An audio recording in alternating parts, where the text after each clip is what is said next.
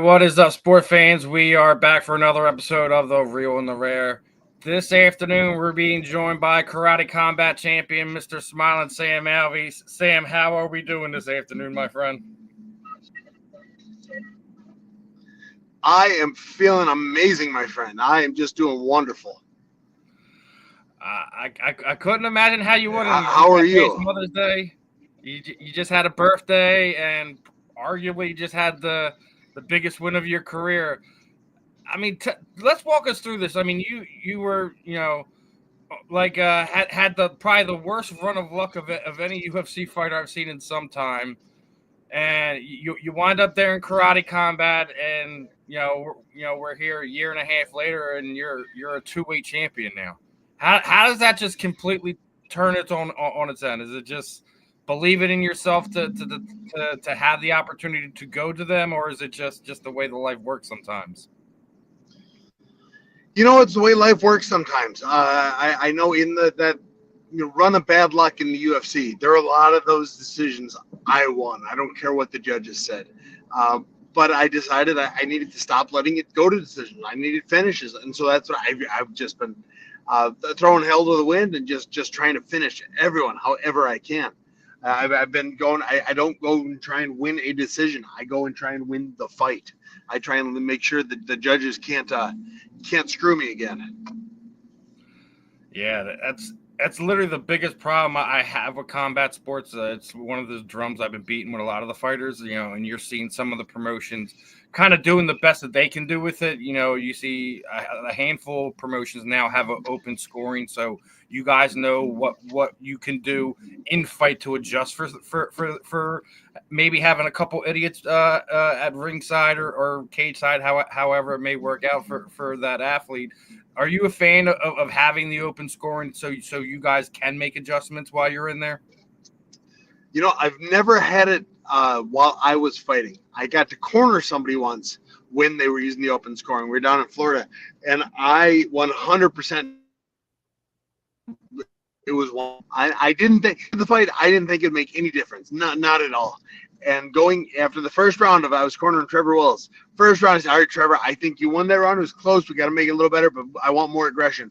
And then they came and told me, like, no, Trevor lost round 1, 2-1. At which point Trevor, it just immediately on the fly we changed game plans, and it was the most useful thing I've ever had in a fight. I love it. I can't wait till every state does it. Yeah, I think it's something. Obviously, athletic commissions differ state to state, etc. But I hope it's something that, as a whole, athletic commissions see how it makes a difference and just kind of make it a thing for everyone. And I get it. You want to kind of protect the judges. You're already paying these guys. You're paying the judges that are ringside. That they know what they signed up for. Let's make sure the cornermen, the athletes, can make those adjustments if need be. Whether it be style wise or just say, hey, you're down, you're down 2-3 rounds, you got 2 more to go, let's just do what we can do to get this guy out of there, because you're not going to win a decision if it goes that way. Yeah, the judging in MMA it's terrible. Like, I wish they had a better picking judges. I'm pretty sure, like 90% positive, before every fight night, they just go down to the Home Depot and say, any three, and whoever jumps in the truck, that is the judge for the night. No training necessary, no nothing. Just pick whoever. I mean, it's kind of impressive how you would think statistically they would get it right every now and then, but they don't. Not once, not ever. Yeah, I mean, I think the only former athlete at this point in time is like Trigg and Chris Lieben are the only guys that I know that are actively involved in the athletic commissions that do ref, that do judge, and things of that nature. I do think, I mean, hell, at this point, I think most fans would probably do better than whoever is the 3 idiots they pick up at the said Home Depot or Lowe's or wherever they wind up getting these people from.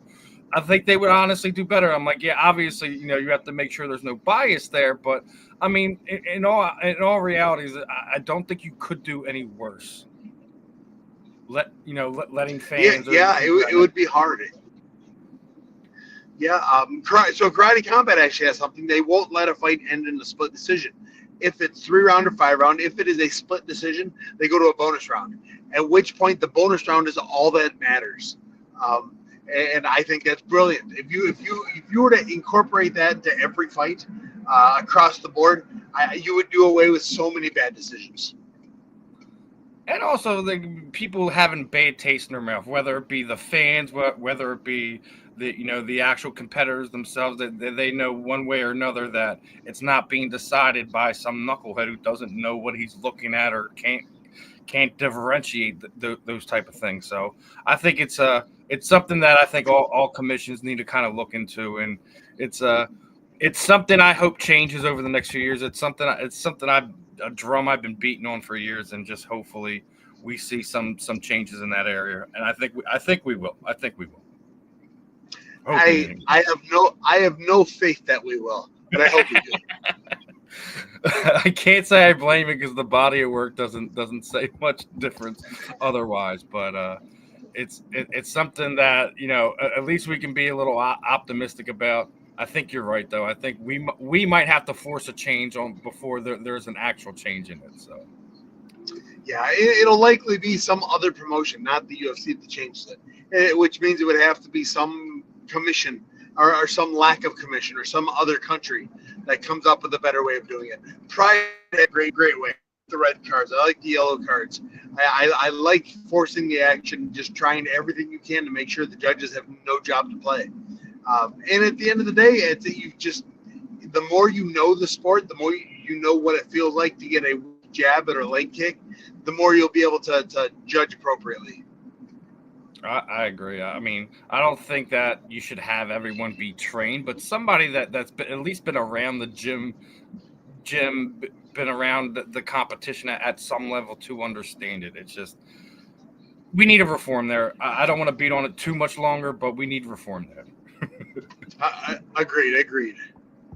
Now, let's looking at some of the post fight social media stuff, man. You're calling out Eddie Hall. That was your big call out after the big knockout. He's someone came up to him after his fight, was talking about Francis Ngannou, him basically saying that he would rather be humped by the devil, so to speak. I mean, super fights have been kind of like what's taken over what runs the juices of the combat sports world. Is Eddie Hall one of those fights that you want? Like I know you've been trying to get trying to get Mr. Jake Paul in there. I don't think he's ever going to be brave enough to fight anyone above 175 pounds, but that's just my personal opinion on that. What would you like to do in your ideal world for a super fight for yourself? Yeah, listen, Eddie Hall is the fight I want more than anything else. Jake Paul isn't stupid enough. Jake Paul is surrounded by people. Jake Paul knows I'm not retired. I am the same size as him, and I wasn't a wrestler. So a bunch of reasons he won't ever fight me. Eddie Hall, though. Now, at the end of everyone's life, you have nothing but your stories left. I've got a lot of stories. I'll be able to say, yeah, I fought the greatest kickboxer. I fought the greatest wrestler. I fought this guy. I did this. To be able to go at the end of the day and say, listen, I fought the world's strongest man. I fought the man who is the definition of excellence. There was not a person and I got a chance to fight him, and I beat him. That is what I'm fighting for. And he would get paid more money than me. I don't care. I would have the story at the end of my life. I would be able to tell people, yeah, that man, that fell to me. And I trust me, I would tell everyone at all times. That would now be who I say I beat. I beat Eddie Hall. I beat the world's strongest man. I beat the giant among men. There's nothing wrong with that, man. And you ain't wrong there. The stories are what really make it when you guys are all said and done. Like, championships are great. Now, obviously, this past year has been kind to you in that nature. You finally won a couple major world titles, but I do think like it'd be like those guys who fought Muhammad Ali, who's fought Mike Tyson, things of that nature. That's what they're telling their friends, their family, things of that nature when they go out in public. So I agree with you there. I think Eddie Hall would one not just be a fun fight, but the question is, where would you do it? I mean, would it happen in a karate combat? Would you want to try to do it in an MMA rules type of set? Where would your ideal I guess promotion would be for that one? Listen, Karate Combat's the only one that makes sense. Karate Combat is one that would be willing to do it. I've talked to Karate Combat. They are reaching out to Eddie Hall. They are trying to make it happen. What I predict is going to be the case is Eddie Hall is going to price himself out of the fight. He's going to ask for numbers so big that Karate Combat can't match it. UFC doesn't want him. PFL doesn't want him. It would be something like BKFC or Karate Combat. It would be one of those organizations that are trying to become the second biggest combat sports event that has ever been, and Karate Combat would be the one. And you just touched on it. Like there's a big shift in the combat sports world over the last 5 years. I mean, the UFC is always going to be the UFC, but kind of feel like they're losing a lot of their oomph with the star power. You know, Ultimate Fighter's not giving them quite as many personalities as they typically did in the early days and things of that nature. And you see, you know, promotions like Karate Combat, as you mentioned, you know, bare knuckle and things of that nature. Do you feel there's a kind of a shift in the power dynamic where it's a little bit more of an even playing field as far as popularity is concerned among the combat sports promotions? No. I think Strangle hold on it, and I don't think anyone's ever going to touch it. I think they are by far the most dominant and biggest combat organization that will ever be. But there's room for that second place. There's room to be the second biggest. BKFC made a real strong push, but I think they overshot their bound. I think they overshot it with, what the problem I think UFC has is they don't let anyone have a personality anymore. You don't get to know any of the fighters until they've been fighting for a long time. I mean, like think of when Justin Gaethje, Max Holloway, and Dustin Poirier all retire. The division's gutted. There's no one else that anyone cares about. And those two have just been fighting for so long.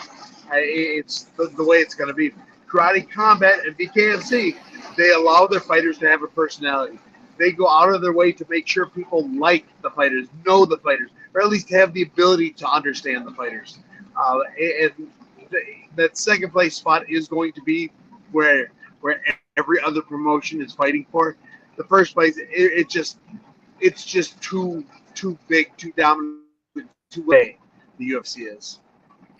Yeah, they got too much money and things of that nature. You know, I think maybe you tone down the amount of events, you know, per month. They don't have to do 4 events per month, and kind of do it the way it used to be when you guys were coming up, where, you know, every 2 to 3 weeks there was an event or pay-per-view or things of that nature, where you had times to kind of get invested into those things, where the fans did care to learn more about the athletes. You know, there could be a multiple different things. Yeah, go ahead. The other thing I see them doing is they want very much for the rest of the world to have fighters that can compete with, let's say, the U.S. And so they use a lot of – they don't stack cards, but they use American fighters as fodder. They pick really favorable matchups for the foreign-based fighters because they really want the foreign-based fighters to win, because they want to have a hold on that market. It's one of the reasons. Now, Wiley, she's an incredible champion. She was not deserving of that second title shot or third title shot, but she got it because they need that Chinese market.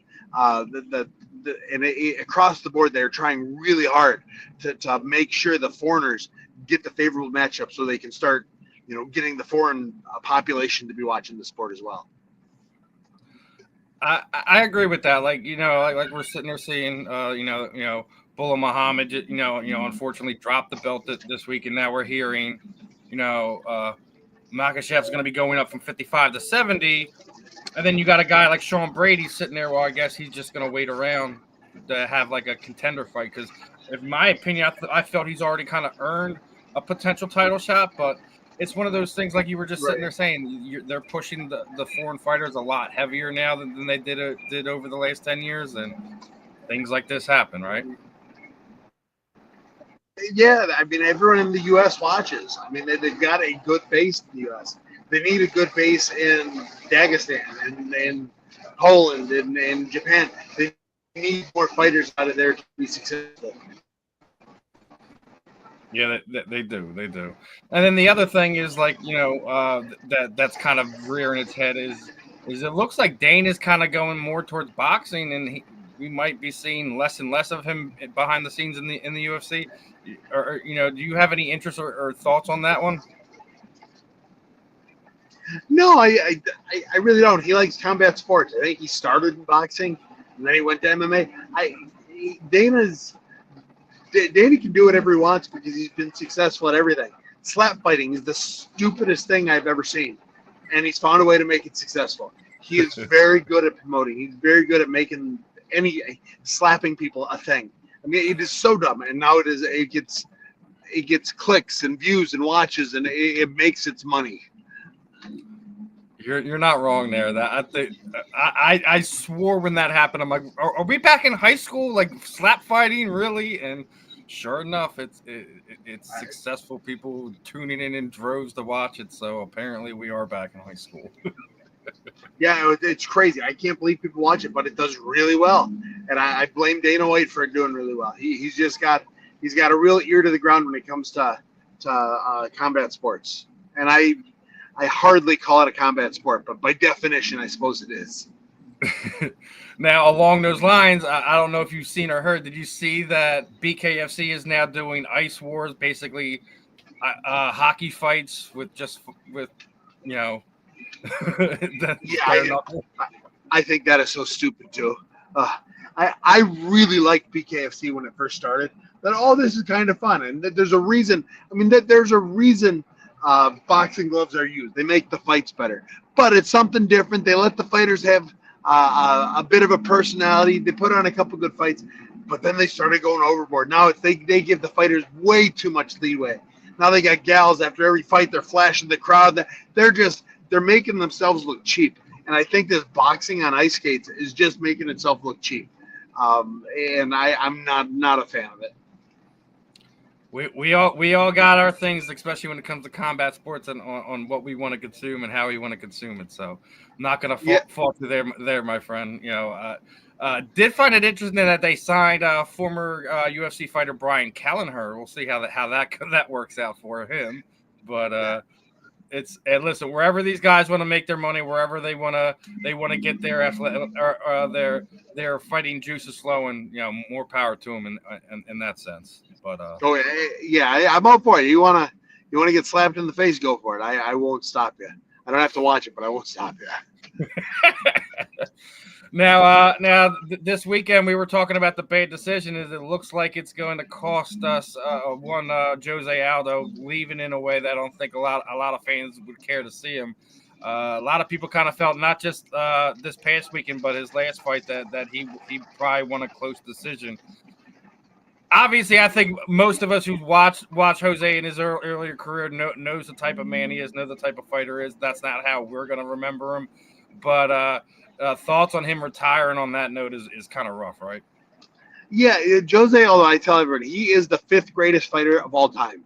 And he will always be. That number 5 spot is his spot. There may be a new number 1 someday, but number 5 will always be Jose Aldo. He is one of the few people that did not decline in talent after USADA came in. He's one of the few people that are arguably as good now as they've ever been. And he is one of the GOATs. He's one of them. He belongs in the Hall of Fame. He deserves a movie to be made of him. He's that good. That talented. That too. Yeah.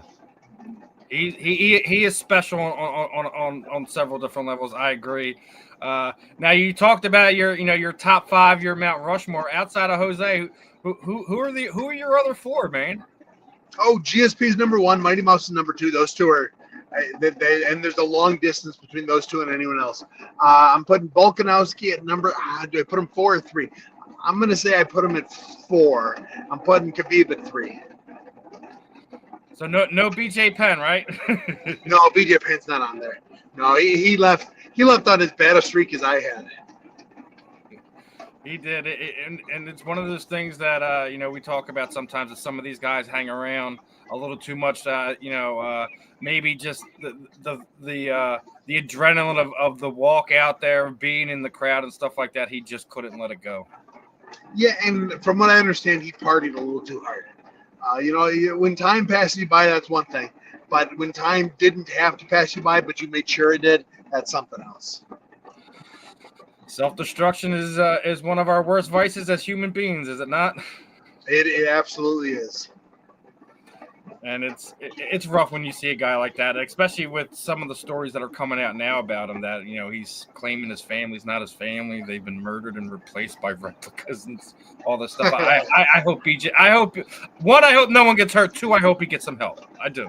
Yeah, absolutely. And on that note, we just went through Mother's Day. You just had a great day with the family. Do you believe that family is like a key essential to like having top level athletes, regardless if we're talking combat sports, NFL, NHL, whatever? That the family is a key element. Oh yeah, if you want to be good at anything, get married young and have a lot of kids. That will help you. 100%. There's no question in my mind.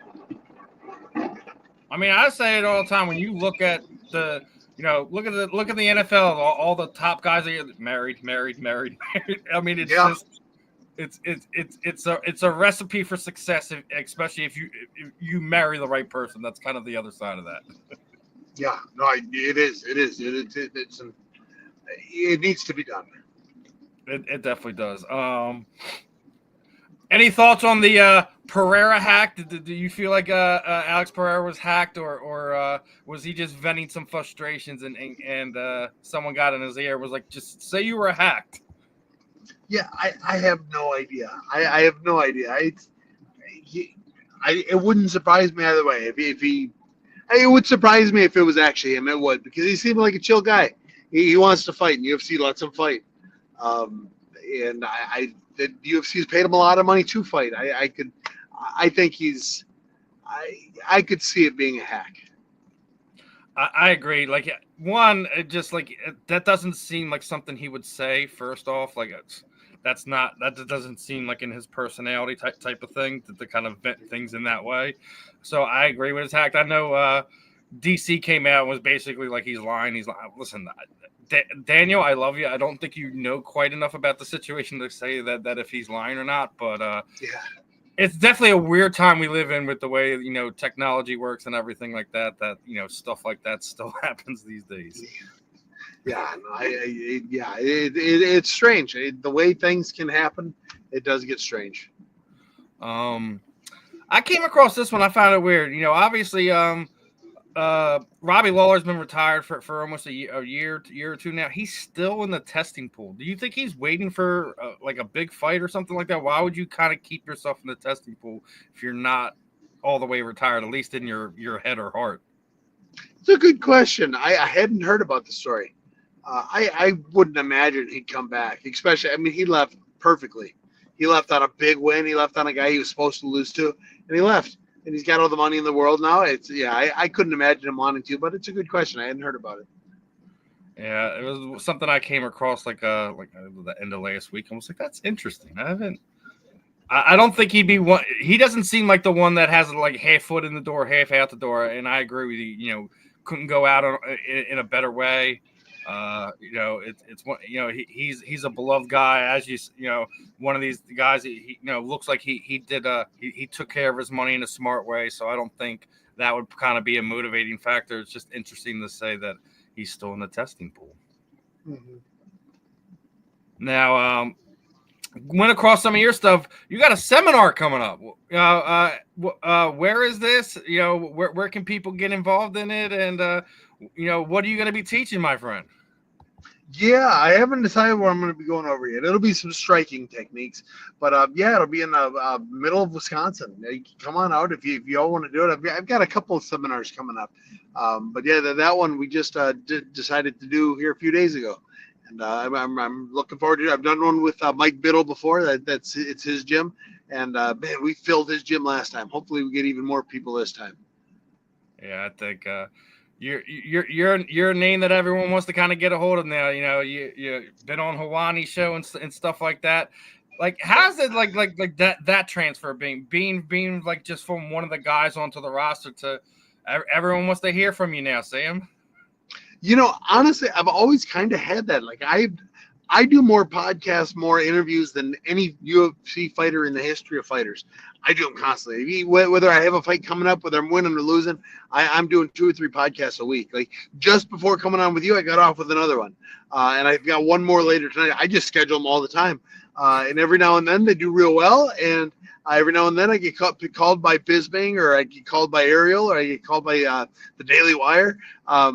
And I like talking to people. I understand that my job is only a job that if I can keep people interested in me, and if I can give anything back to them, I want to give back to them. You're one of the real and rare individuals that we have in this world, Sam. I definitely appreciate that aspect of you. You always find it hard to say no to anything. That's why I always love talking to you, picking your brain, things of that nature. I mean, it's funny you talk about that's your job. I can't count. I've lost count over the past few years. I think it's probably about 5 different athletes that sat there and be like, "I need $100 for a 30-minute interview." I had a BYB fighter last week telling me I need $250 for a 30-minute interview. I'm like, what are we talking about?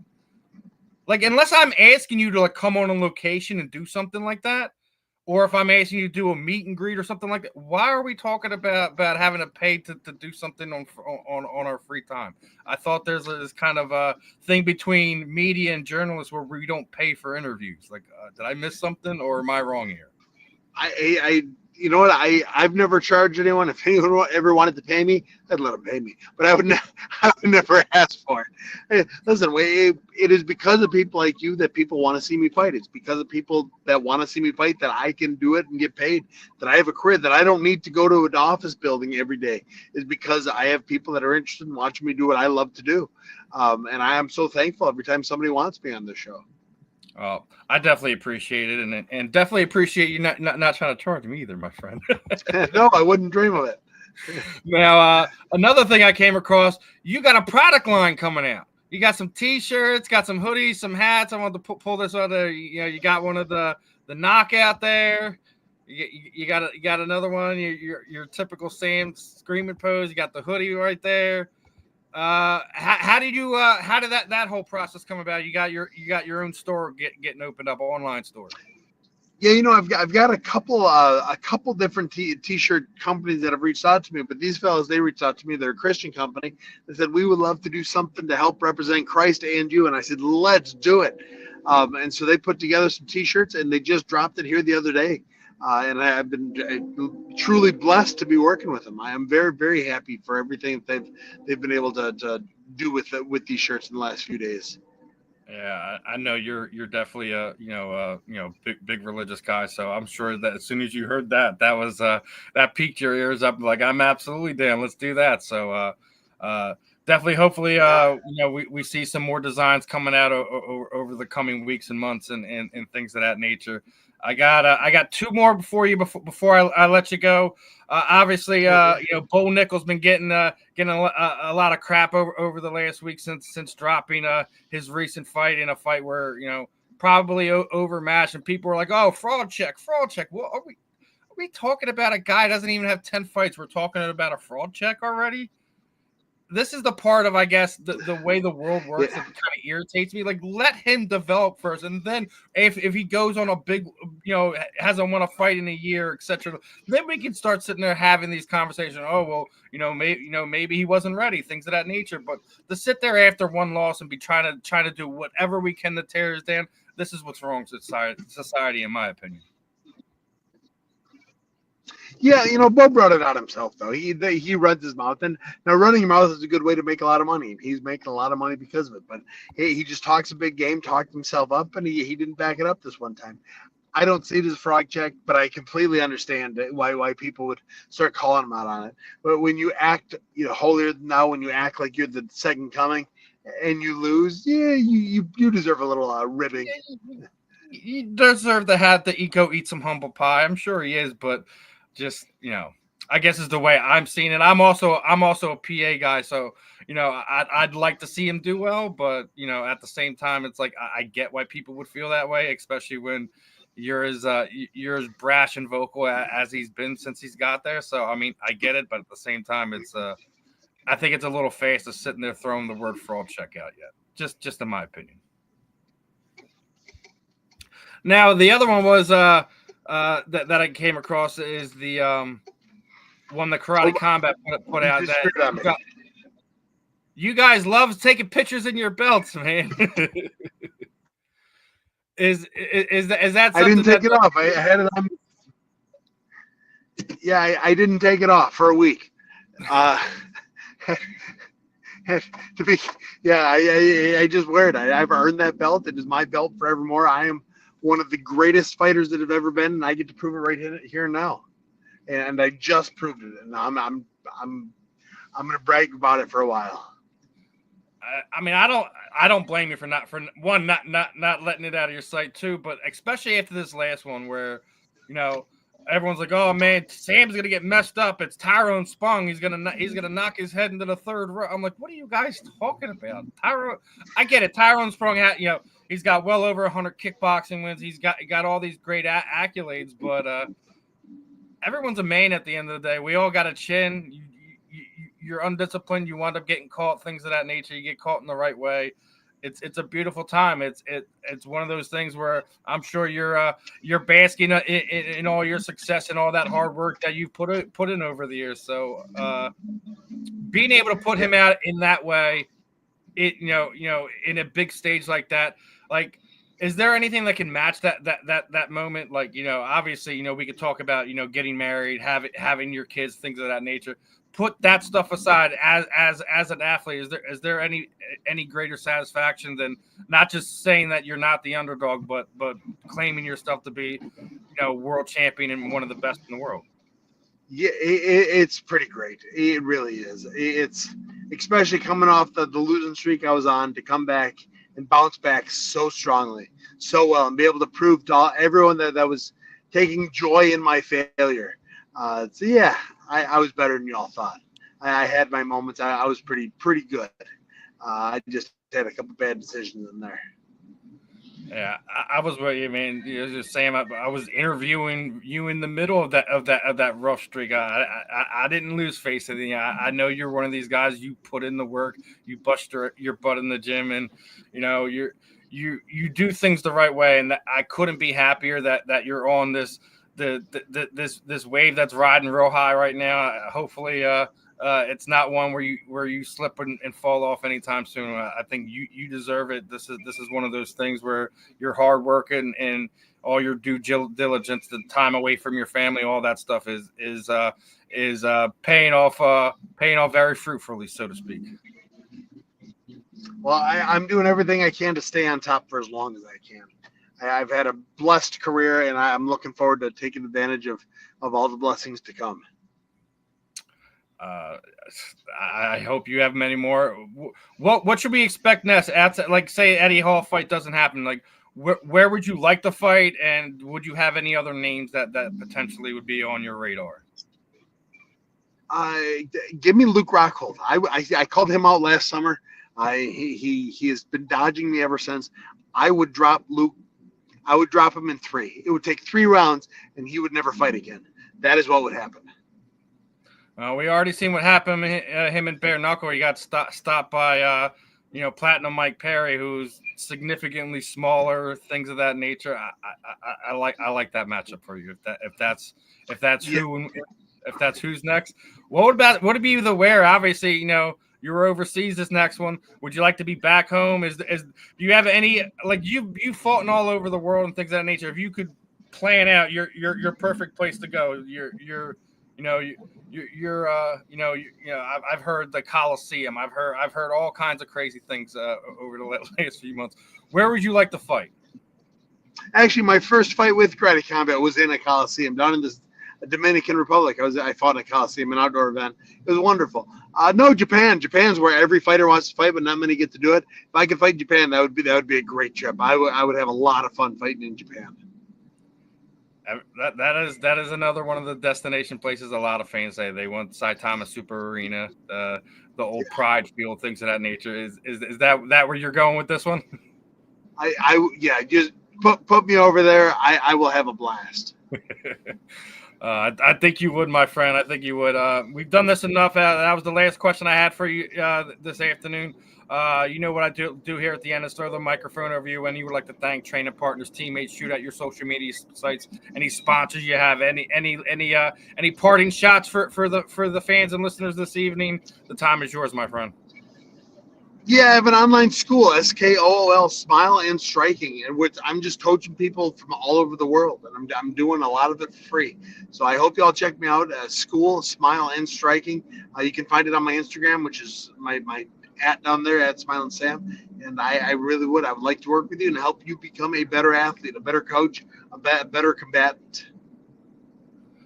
That's what I always love about you, Sam. You're a man of the people. You're always giving back, and always got a smile on your face, win, lose, or draw. It's a rare quality that you have there. Don't lose it, my friend. Do not lose it. Hey, no, thank you so much for having me on, and I'll be smiling for a lot longer. Good to hear. I'll definitely be looking to have you back on here again in the future, Sam. Appreciate your time. Enjoy the rest of your evening, and have a good one, my friend. Hey, thank you very much, my friend. Anytime, brother. Have a good one. Bye. All right, everyone. That was the smiling one himself, Mr. Sam Alvey. Always a ray of sunshine, man. As you heard, he's got two big names on his list for potential matches up next. One's Eddie Hall. The other is Mr. Luke Rockhold. Would love to see either one of those fights. Hopefully he gets those lined up and makes it happen there. Other than that, this was another episode of The Real and the Rare here on the Florida Sports Tribune Media Network. I'll see you guys in a few hours for The Professor and the Pupil with Mr. Scott Morganroth and the litany of shows we got the rest of the week inside the pigskin. Our show with Mr. Ben Troop, the fan in the end, and hopefully have some more fun content lined up for you guys. Please make sure you like, subscribe, share our links out via all your social media sites. Other than that, I'm Steve. This was another episode of The Real and the Rare, and we will catch you guys soon, my friends. Have a good one.